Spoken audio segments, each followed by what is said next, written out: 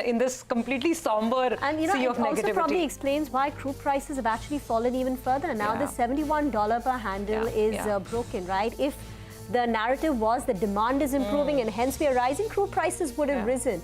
But right now, we've got a situation in which crude prices are falling, but markets are actually holding up. But by the end of it, today's verdict is that 17,000 handle on the Nifty has held. So after rates sharply plummeted in the first half of the trading session, there was a very powerful recovery. The low today was 16,828. So from the day's low, there has been a recovery of close to about 180 points.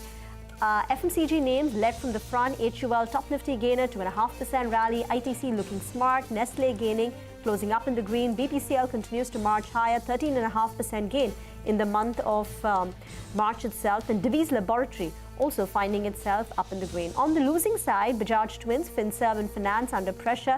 Adani Enterprises made plans to halt its capex plans. The stock got a bit punished, 3.5% gone. IT sulked. Banking names like State Bank of India attempted a recovery, but still ending lower. And Hindalco, Tata Steel too, and seeing some steep losses. Yes, metals have been sold off quite a lot in the last couple of sessions, today being no exception. On the broader market screens, you've got some green names like a Cochin Shipyard, which got an order. RVNL, again, order wins over here. That worked well for some of these stocks. But other than that, it was a real sea of red for the broader markets. So there's no other way of putting it. In fact, if I talk about some of the major losers, you've got a lot of the Adani group names, Adani Power, Adani Ports, etc. Most of those stocks are down.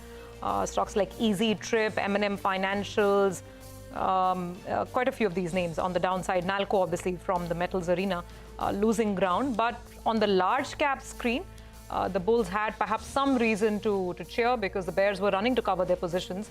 Given that the market's oversold, we perhaps, who knows, we might have a stable session on Wall Street and potential good news on the Russia-Ukraine conflict. So that's trade for today, ending with a cut of just about 100 points on the Nifty, the index climbing back to the 17,000 mark.